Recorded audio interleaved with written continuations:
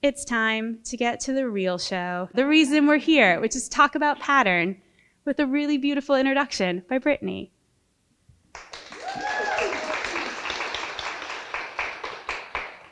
All right, hi everybody. Everyone can hear me? And I'm gonna take my sticky note off now and put it right there. Also, I apologize for the construction noise. The voices in my head are remodeling. I'm going to be reading a piece that I was prompted to write about patterns, trigger warning, grocery stores. And it's called Key Food. I don't remember my body on the changing table, the infinite diaper changes, the undressing, the dressing. I don't remember headbands on my head or pulling socks from my feet, but I remember vividly the sliding of my little legs through the leg holes of the grocery cart, the cold metal against my skin, the rubbery handlebar, the bumping up and down from a wobbly wheel on an uneven floor. I remember the aisles of Key Food, the grocery store of my youth in Riverdale, New York. I remember piles of potatoes, boxes of graham crackers, the blue cans of Pepsi that came in packs of 6, attached to each other by plastic rings. Key Food had a red sign out front, the letters slanted like they were tired. Come to think of it, I never saw my mom yawn. She never had bags under her eyes. I knew she had Lancome makeup underneath her bathroom sink, but I didn't connect the two, that the makeup might be used to cover something up instead of enhancing what was already there. I loved that supermarket. I loved the dinginess of the floors, the low ceiling that made me feel bigger than I was. It was a comfort to see all my favorite cereals lined up neatly in rows, all my favorite mascots together on the shelves. Captain Crunch, Tony the Tiger, the Keebler elves, Lucky the Leprechaun, and Chef Wendell on the box of Cinnamon Toast Crunch, my favorite, and how he kind of looked like my dad. It was always the two of us at Key Food, me sitting in the cart facing my mom, her hair a blonde bounce against her winter coat. I remember the rolling wheels, the jostle of returning a cart to the rest of its brethren, the crash of metal into metal, the frame of one sliding into another with force. I remember plastic grocery bags, the swish and crinkle, the countless bags of our past, how they lived in a kitchen drawer that got so full it eventually wouldn't open. I remember boxes of Hershey's chocolate milk, the wheezing when the drink was finished, the milk turning to bubbles, turning to air. I remember pot roasts and cans of Spam and glass bottles of ragu spaghetti sauce, and how my mom wrapped her hand around each peach and squeezed to test its ripeness, how it couldn't be too hard, too soft. We ate takeout most nights, but I loved when my mom cooked. I loved seeing how what she bought at the store came to life in a pan, in the oven. I watched noodles cook in a pot of boiling water, and I waited for the smell of her teriyaki steak to waft from the oven.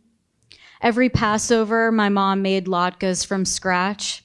The potatoes from Key Food were peeled and boiled and grated and fried into discs that we dipped in applesauce and sour cream. Food is magic, how it becomes a string of memories, the story of a life. When we moved to Florida, Publix was our new grocery store. When I was in college, it was Kroger in Bloomington, Indiana. In Los Angeles, it was Ralph's, and then Vons, and then Pavilions, and Whole Foods, and Trader Joe's, and Gelson's. All these years, I've pushed carts down aisles and filled my life with meats wrapped in plastic, and bread in bags, and cereal in boxes. I've scanned the bundles of bananas for the perfect bunch. I've become brave enough to ask the butcher for a specific cut of steak. No, not that one, but the one right above it.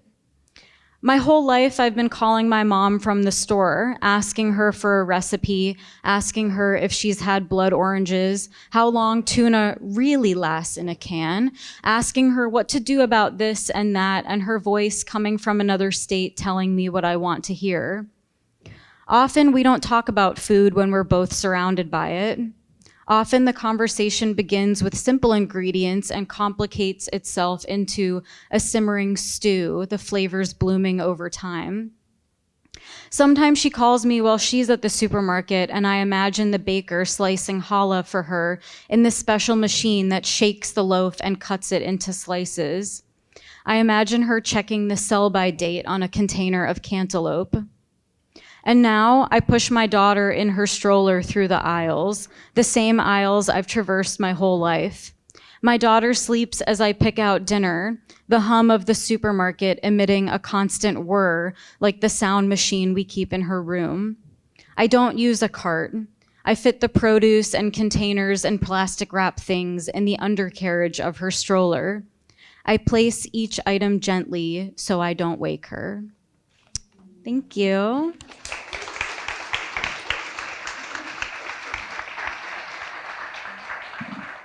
Thank you so much, Brittany. All right, and now for the show. All right. Yurina. Hi, everyone. Did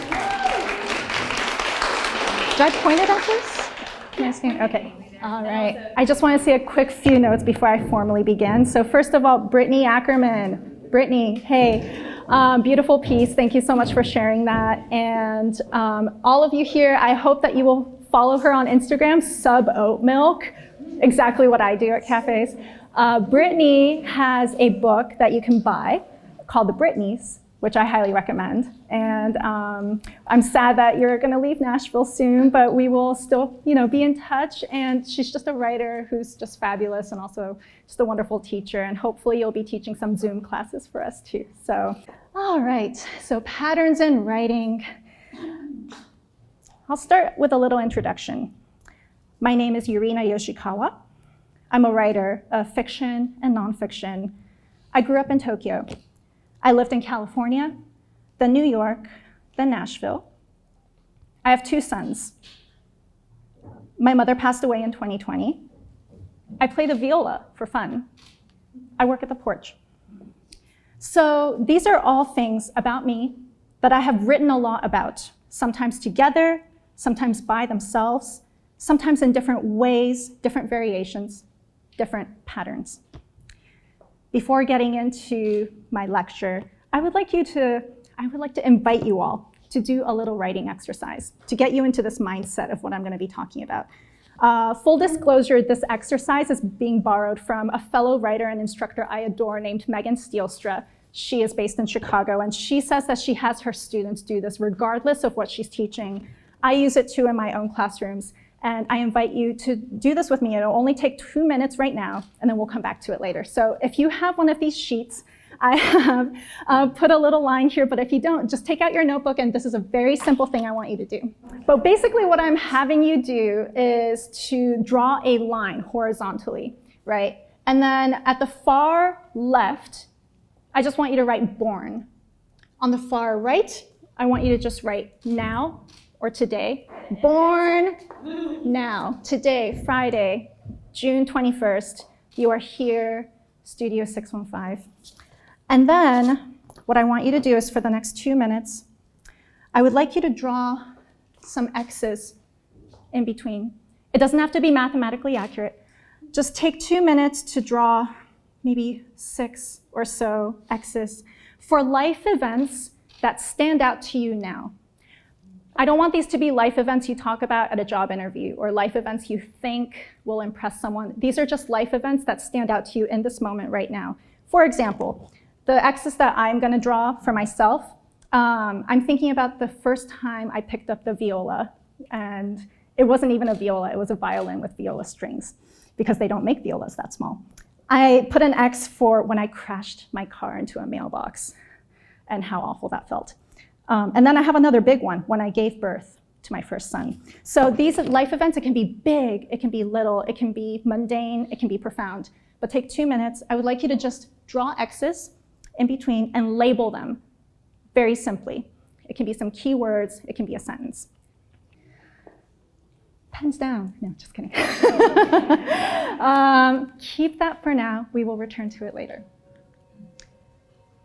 So, patterns in writing.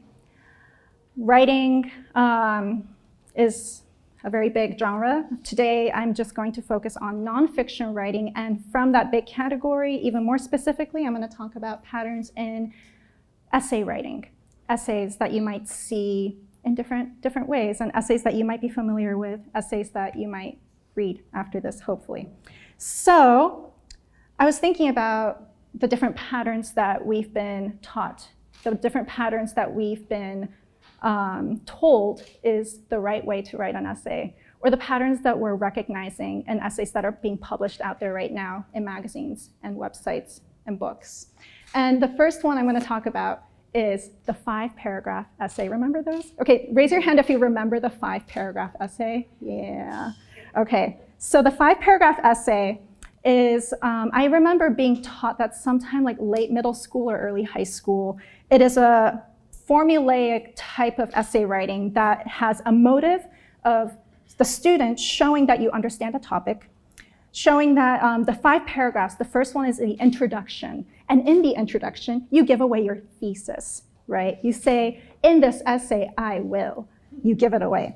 The middle 3, it's like the meat or the cheese or the lettuce of the sandwich, right? In the 3 paragraphs in between, you are using sources. You are showing that you can quote someone else and dissect it and summarize it and move on. The last paragraph, in conclusion, you summarize everything. Maybe you say the thesis again, but in a different way. Maybe you end with a rhetorical question, put in a little fluff there. And the 5-paragraph essay is used in schools to show that, that you understand something and so that the teacher can grade you based on a rubric. Right? And the 5-paragraph essay is something you do over and over again as a student. Other than that teacher, maybe a TA, it doesn't really see the light of day. It has a very specific purpose, but it's not really meant to be read by the public. Moving on, the college essay. If you applied and went to college, you probably are familiar with this, and maybe you are still thinking about it, or maybe you're dreading even thinking about it. Some people are like 17 when they write their college essay. Some people are older when they go to college. But the college essay the motive is to show that you're fit for college, to show that you're a well-rounded individual, that you have gone through some sort of life experience. Maybe it's one of those X's, right? On that little exercise we just did. You choose one little life moment and you talk about it and you say what you learned from it, how changed you are, how you are ready to have an open mind for what college has to offer. And this college essay might be read by a handful of people who are going to judge you based on that and say you are fit or you are not fit. And other than those people, that essay also does not see the light of day. The essays that I'm concerned with as a practicing writer and as a teacher of writing as a craft, the writing as a form of expression, I am interested in these other patterns that we're seeing that are actually more like rebelling against the 5-paragraph or the college essay. And the ones that I'll talk about in the upcoming slides. Also, I have put these names on here based on what my other teachers in writing have told me. But if you take a writing class with someone, they might call these something else. That's okay. I'm not partial to any of these terms, but they're just here to be useful to talk about them. So I'm calling it the exhibit essay. And just very simply, I want you to think about an exhibit at a museum, right? Museums are institutions that are really trying hard to get people to come and step in to look at their art. And a lot of them are just really struggling to figure out how do we get more and more people to come into this space and look at old stuff. Exhibits, whether it's new, whether it's an old type of art form that is shown in a new light, maybe it's put together in a room in such a way that you might be familiar with the Van Gogh, right? Because we've all seen it in textbooks, but maybe they're laying it out in a way in an exhibit that makes you look at it in a different way. You can walk around it, such like that. So in an essay that uses an exhibit, it is doing something very similar. It is luring readers in to say, hey, come, I want to show you something. And then right when you get the reader there, they get to sort of talk about other things, right? And I'll go through that in the next slide. There's the form mimics content kind of essay. You might read an essay that's about cooking or that's about food that is in the form of a recipe. There's some great essays like this out there where it's like ingredients, one, instead of like onions and paprika, the ingredients might say something like family, childhood memories, or someone to talk to late at night, something like that. It's very artful, but it's in the form of a recipe, directions, right? There's a really great one that I will go through very quickly today, where the form mimics the content of using the pain scale. So we're all pretty familiar, I think if we've been to a hospital, rate your pain from 0 to 10. There's a writer who uses the pain scale to talk about pain and to challenge that.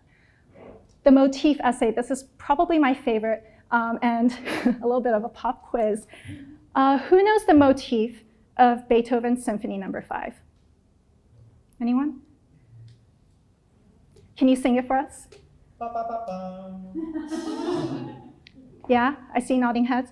Ba-ba-ba-bum, ba-ba-ba-bum. That's a motif that Beethoven in that symphony repeats over and over and over again. And if you listen to the entire symphony, every time, so that is the first notes. The motif is the first notes. And every time it repeats, it does it in a different way. Maybe it's by a different instrument. Maybe it's a combination of different instruments. Maybe it's in a major chord. Maybe it's quiet. Maybe it's loud. What is happening, though, and I think Beethoven knew about this, is every time the motif repeats, it does something to the listener's brain, right? Every time it repeats, you're like, I know that. I've heard that before, but it's different and I like it. And you want to hear it over and over. And so when a writer uses a motif, and I'll show this the way that James Baldwin does it, every time a writer is able to use a motif, it is doing that same kind of almost like hypnosis or inception into the reader's brain. And it's saying, aha, now I'm giving you this little dopamine boost because you're familiar with this. And by using a motif, you can do incredibly powerful things in writing. So these are the 3 types that I'll talk about today. There might be more types of patterns out there, but for the sake of today, I'll just go through these. The first one, I'm not going to read through all of this. I just wanted to show you, who knows what a reverse outline is? Anyone? I know there's some writers in this room. Katie? So let's say when you think of an outline, you might think you do an outline first, and then you write the essay based on that. It's like a roadmap. But what is a reverse outline? So a reverse outline is a really useful little trick that writers, anyone can do, whether it's your own essay or someone else's essay. And in this case, there's a great essay that was published in 1991 called Late Victorians by Richard Rodriguez. It was published in Harper's Magazine. Oh, also, I'm happy to share these slides and these PDFs with all of you if you just email me later. So no, you can take notes if you want, but just know that it's not going to be gone, poof, after this. I'll give it to you. Late Victorians. This was published in 1991, and when you read it, when you see it, it looks like a chaotic, fragmented essay. And you're kind of thinking, what is going on here? What? The first paragraph, he talks about St. Augustine and Elizabeth Taylor. And you're like, philosopher, old Hollywood, okay. Second paragraph, he changes his tone entirely and he starts talking about the San Francisco, back then it was called the Freedom Gay Parade. Today it is called Pride. He talks about witnessing the parade. He talks about the same parade 5 years after that during the AIDS epidemic. Next section, he talks about jogging near the Golden Gate Bridge, and he mentions a friend named Cesar. And you're kind of like, am I supposed to know this guy? Who's he talking about? Fourth section, he changes his perspective. He's not talking to the reader anymore. He starts to talk to Cesar. He's like, dear Cesar. And as the reader, you're like, I thought he was talking to me. Why is he talking to this other person? And so it is very jarring. But let's say that the writer knows what he's doing. And let's say that this essay has a pattern.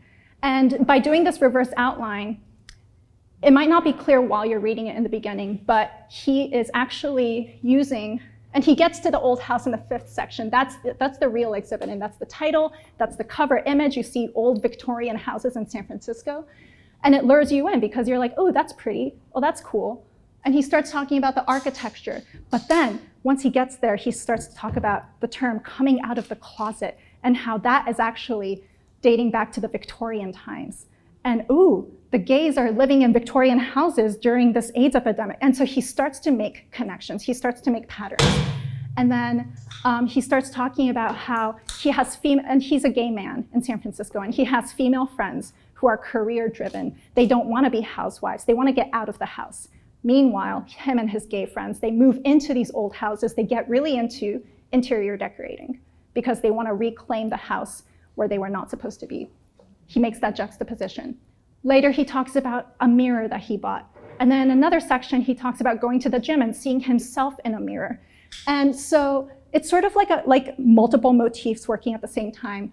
But basically, in this essay, if you take a look at this reverse outline, and I've just bolded some of these words, there's 13 sections, and you can see that he is actually weaving together different things. It's almost like a braid. At first, you don't see it. They're just different threads. But then he starts to weave them together like this. And by the end of the 13th section, he brings it all together. He talks about what it was like to witness his friend Cesar dying. He talks about Victorian novels. He talks about, he brings back St. Augustine and Elizabeth Taylor. He brings back all these things, and it's like your brain is going boom, boom, boom, boom, boom. I recognize all of that. And then he's bringing it together to tell the story. Now, I want you to imagine for a second, what would have happened if this was the 5-paragraph essay? First paragraph. In this essay, I will talk about my friend dying of AIDS. I will talk about the gay liberation movement, and I will talk about the architectural history of San Francisco. Right? Like, readers would be like, what? No. Or maybe they'll just read that and think, okay, I get it, and not read the rest of it. They will not get to experience him talking directly to his friend. They will not get to experience these anecdotes that he has with his female friends about feminism and what it means to be gay in that space. And so the exhibit is a way that writers can almost trick you into coming in and reading. And I want you to think about this, like writers who are out there trying to be read in magazines, they really have to lure you in. Because if you're not in school, right, in school you're being told, read this, write a report. But when you're an adult out in the real world, you choose to read an essay. You choose to pick up a magazine or a website, and you choose to click and you choose to read the whole thing. And so writers have to work really hard to get you there. And they have to find all of these tips and tricks in order for you to go from the beginning to the end. How do you do that in a way that will not only get you to read the whole thing, but maybe see something new, something different? So yeah, why tell it this way? To get you there, to get you all the way there. Second example of patterning in essays, I'm just going to go through this really quick because I want to spend a little bit more time on Baldwin. As I mentioned, the pain scale by Eula Biss is structured like a pain scale. And it starts with 0, no pain. She starts to talk about the concept of 0, where that even came from, how 0 was actually invented by humans at one point. It wasn't always universal. And then she finally talks about being in a hospital and icing her pain. Okay, next section, 1. She brings up a quote by the poet Anne Carson about the number 1. She talks about how her father was a physician and then the 5 types of pain she's experienced. End of section, go to number 2. She starts talking about whole numbers and fractions and then pivots to talking about how she knows her body. She brings up Dante's Inferno. Oh, I forgot to say this. She brings up Dante's Inferno in the section 0. She brings it back again in section 2. And then she talks about the Beaufort scale, which is the formal name for the pain scale. And then she goes on, and throughout these different sections, which are clearly labeled, she's using each section to meditate on the number. Like, what does 3 mean? What does 5 mean? She gets to play with like the philosophies of that number, but also then sneak in more and more personal anecdotes and stories. And as a reader, what you'll notice is as the number gets progressively higher, the more she reveals about herself, the more you get to learn about her. And you learn about her pain as, you learn about her pain as a woman. Sorry, can you still hear me? Okay. You learn about her pain as a woman and how that's different. And how what's incredible about this, when you read the whole thing, you get to 10, the worst pain imaginable, and she comes to an epiphany. It was always this. But she's been saying all these other numbers all along. When she was in the hospital, she would say, oh, that's a 3, or ooh, this is a 7. No, it's always been 10. Why couldn't she say that? So this essay, again, imagine if this were a 5-paragraph essay. In this essay, I will challenge the Beaufort scale and show you why it's not effective, why it's not accurate in talking about pain. No, she shows it to you. This is the kind of cliched show, don't tell of writers, right? But she is literally showing the pain scale, going through it, showing what these numbers, all the different ways these numbers have meaning, and saying, you know what? It's not working for me. And after you read this, you're gonna look at the pain scale differently. Moving on to the next kind of pattern, this is my favorite, just like the thank you again for the demonstration of the motif, the Beethoven's Fifth. Ba-ba-ba-bum. So how does that work in writing? This is an essay that, Notes of a Native Son by James Baldwin. I have taught that, the first time I taught this was in 2012. I taught this essay in 2012 when Obama was still president. I taught it to a bunch of 18-year-olds who were learning how to write essays, and one of them raised his hand and said, why are we reading this? It's not like this anymore. I just hope wherever he is, whatever kind of man he is, he regrets saying that. This essay was published in 1955. It is still relevant today. James Baldwin talks about a lot of things. To really wrap it up just for the sake of this lecture, I'm going to say that it is about grief for his father, but it's also about race riots. It's also about the reality of being a Black man in America.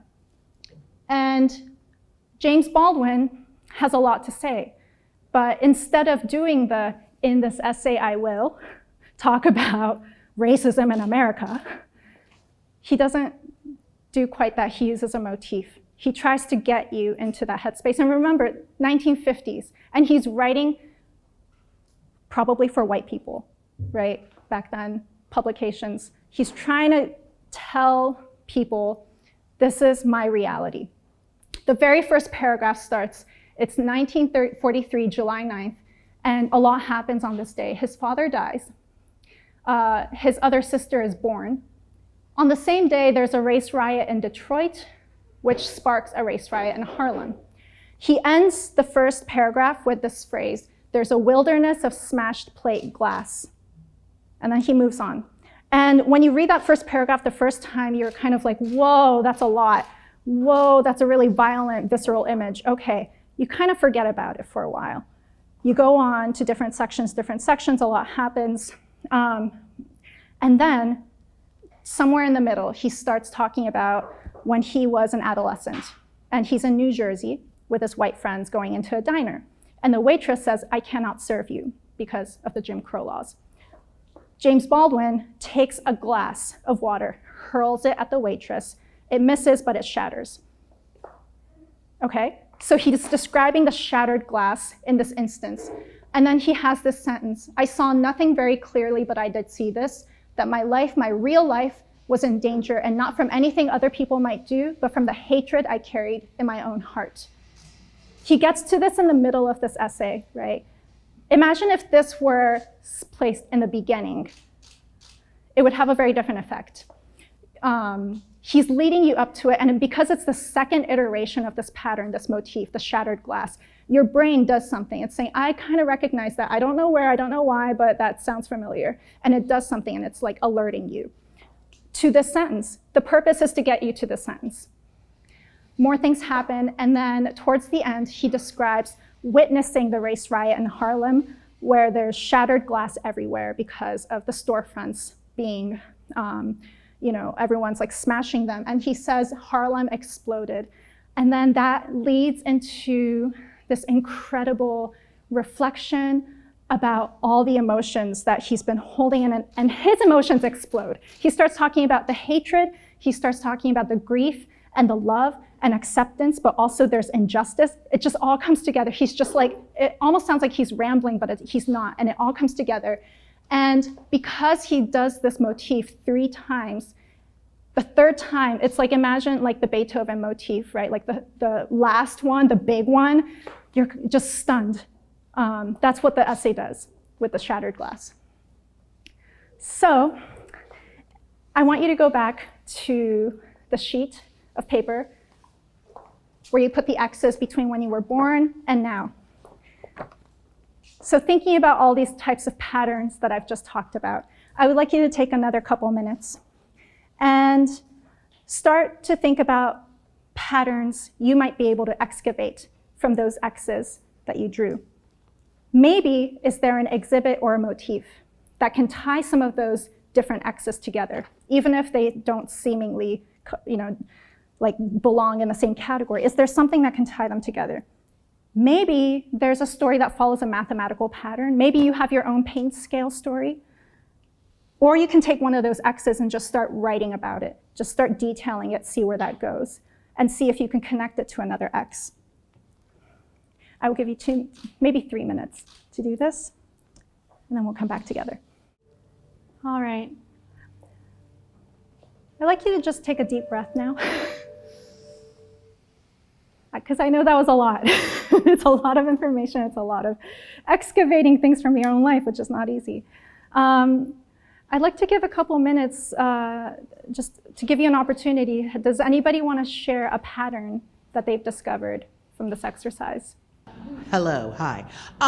Okay, so I have, it's not exact, it isn't this. Like I am like, oh, this feels like the definition of what I've intuitively done for years, but I'm writing a book right now called My Beloved Imaginals, and it's an essay of my own life and different stories from age 3 on about how imaginary friends or the imaginal realm or guides or ancestors have woven into my life. And so I write an essay about each experience, and it's this. You're already doing it. I'm doing a reverse outline of all these stories that I've been writing, and I'm going, oh, this is the theme. Thank you. See, but like it was already there for you, and that's great that it's clicking in now. Anyone else like to share? Yeah, go ahead. Well, my patterns, I realized with the pain scale, my patterns is about ups and downs. So every up, it was followed by a down. So that's what I called it. It's almost like if you were to draw a graph, right? Like visually, it's like that. So if you were to write an essay about that, that would really help you structure it. And it would also help the readers too, because they'll know after the first few times, oh, I know what the next one is going to look like, even though it's going to be different. Yeah. Thank you for sharing. So in the remaining minute, I just wanted to, in conclusion, philosophically and scientifically, I think humans tend to be divided between this very simple idea, whether life is chaos or whether it follows a pattern. That's a very oversimplified way of looking at things, I realize. But as writers, we take the chaos from our lives and turn them into patterns, arcs, narratives, in order to make it easier for people to read and listen, in the hopes that other people will know what it's like to be us and to see the world through your eyes. Everyone's lives are chaotic in different ways. Everyone will impose different patterns onto their chaos. And you can do different patterns for that same story too, over and over. You can just play with it. But by doing so, I want to just share that, exploring these patterns in your life can bring healing, understanding, empathy, and in James Baldwin's case, power. It can make you become an activist. It can change minds. And I hope that you'll have the chance to sit with some of these essays I introduced today, or that one day you'll write your own patterned essay. And if you're feeling stuck, or if you just want inspiration, come to the porch. We have many classes for you. we have great communities. You can keep playing with patterns, and we can do it together. Thank you.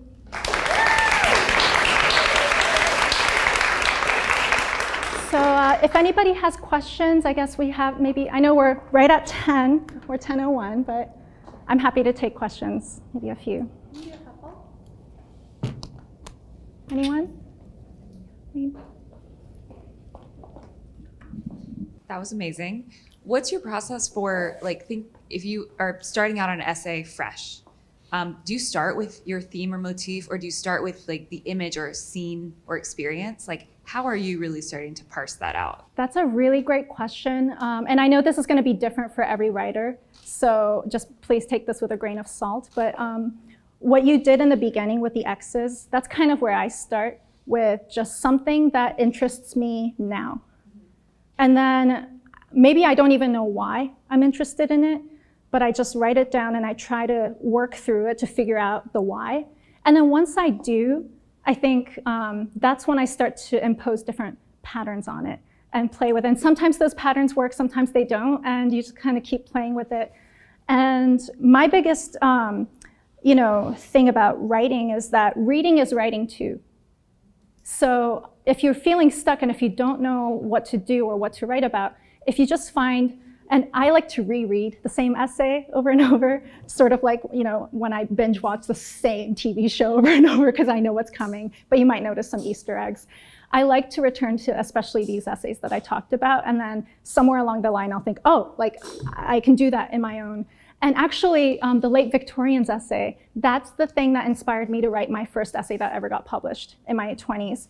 And I was writing about this really difficult thing of the March 11th earthquake and tsunami in Japan. And I was in New York when it happened, and I was writing about just like that guilt of not being there. But I didn't know how to write about it. And I read this essay and I thought, maybe I could do it in these fragments and weave things together. And so I brought in facts about like nuclear radiation and like other things before talking about, okay, like here's how I'm feeling about it. And it somehow worked and it got published, and I thought, okay, like this is something I can keep doing. So hopefully that can do the same for you. Well, thank you so much. And you can follow me here and we'll stick around. Thank you.